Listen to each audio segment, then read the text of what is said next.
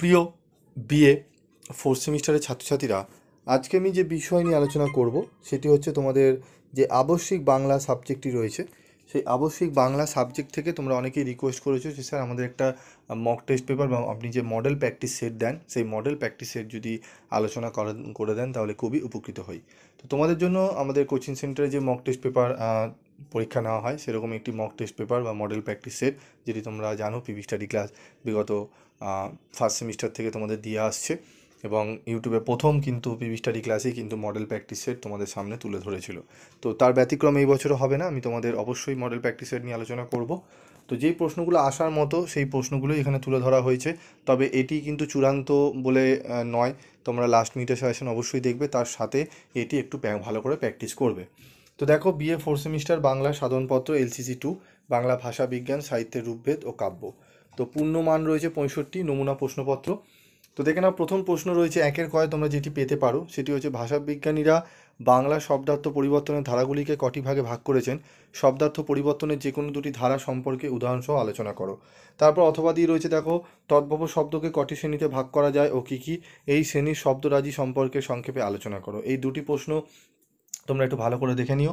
ঐতিহাসিক উপন্যাসের সংজ্ঞা নির্দেশ করে এই শ্রেণীর উপন্যাসের বৈশিষ্ট্যগুলি উল্লেখ করে একটি সার্থক বাংলা ঐতিহাসিক উপন্যাস বিষয় সংক্ষিপ্ত আলোচনা করো। অথবা ছোট গল্পের সঙ্গে উপন্যাসের তুলনামূলক সাদৃশ্য ও বৈসাদৃশ্যগুলি সংক্ষেপে লিপিবদ্ধ করো। তারপর রয়েছে দেখো 3-এর কয়ে, মেঘনাদ কাব্যের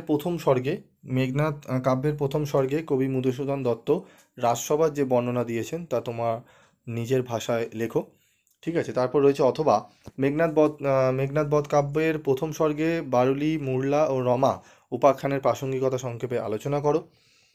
উদাহরণসহ সংজ্ঞা দাও জোর কলম শব্দ অথবা শব্দের অর্থ সংক্রম, অপিনিহিতি অথবা লোক নিরুক্তি। এই প্রশ্নটা ভালো করে তোমরা পড়ে নেবে। এখানে যেই প্রশ্নগুলো দেওয়া রয়েছে এগুলো একটু ভালো করে প্র্যাকটিস করে যাও মডেল প্র্যাকটিস সেটটি। এবং তোমাদের যদি মডেল প্র্যাকটিস সেটের পিডিএফ এই কোশ্চেন পেপারের পিডিএফ লাগে অবশ্যই তোমরা কমেন্ট বক্সে লিখে জানাবে। তোমরা পিডিএফ কীভাবে পাবে আমি সেটি তোমাদের জানিয়ে দেবো। ঠিক আছে, তারপর দেখো 5-এর কয়, সাহিত্যিক মহাকাব্যের বৈশিষ্ট্য বা লক্ষণগুলি সংক্ষেপে লেখো। অথবা উপন্যাস ও রোমান্সের মধ্যে পার্থক্য আলোচনা করো। অথবা সামাজিক উপন্যাসের লক্ষণসমূহ সংক্ষেপে বিবৃত করো। এই তিনটি ভালো করে 5-এর পড়ে যাবে। এখান থেকে আশা করি তোমরা একটি 5 নম্বরের পেয়ে যেতে পারো। তারপর দেখো আমরা চলে আসবো 6-এর ক, মেঘনাদ কাব্যের প্রথম স্বর্গে সরস্বতী বন্দনার পর কবি মধুকরী কল্পনার প্রয়োজন অনুভব করলেন কেন? সংক্ষেপে লেখো। অথবা কাকে দর সদা নম্রশির কিন্তু তারে পোহারয়ে যদি কেউ ঊর্ধ্বফনা ফণি দংশে পোহারকে। ঠিক আছে, এই যে বিবৃতিটি দেওয়া রয়েছে এর প্রসঙ্গ উল্লেখ করে উদ্ধৃতাংশটির তাৎপর্য লেখো। ঠিক আছে, এই প্রশ্নটি ভালো করে করবে। এর সাথে তারপর করবে 7-এর কয়ে তোমাদের আসতে পারে, বাংলা শব্দভাণ্ডারের আগন্তুক শব্দভাণ্ডার সম্পর্কে সংক্ষেপে আলোচনা করো। অথবা ব্যক্তিগত বা মনোময় প্রবন্ধের বৈশিষ্ট্যগুলি সংক্ষেপে উল্লেখ করো। অথবা মেঘনাদ কাব্যের প্রথম স্বর্গে নামকরণ বিষয় সংক্ষেপে আলোচনা করো। প্রশ্নটি ভালো করে তোমাদের কিন্তু করতে হবে। এই প্রশ্নটি ভালো করে করে নেবে এই প্রশ্নপত্রটি। এবং তোমাদের যে ছোট প্রশ্ন তোমাদের সংক্ষেপে পূর্ণবাক্যে উত্তর দাও 8-এর দাগে, এই প্রশ্নগুলো তোমাদের 1 নম্বরের 15টি প্রশ্ন আসবে, সেগুলো আমি দেখবে তোমাদের মডেল ওয়াইজ আমি দিয়েছি। যদি তোমরা সেই ভিডিওগুলো দেখতে চাও এই ভিডিও ডেসক্রিপশন বক্সে তোমরা সেটি পেয়ে যাবে। তোমরা সেখান থেকে খুঁজে নেবে, ভিডিও ছাড়ার ঠিক 15 মিনিট পর তোমরা কিন্তু একটু দেখবে ডেসক্রিপশন বক্সে তোমরা পেয়ে যাবে।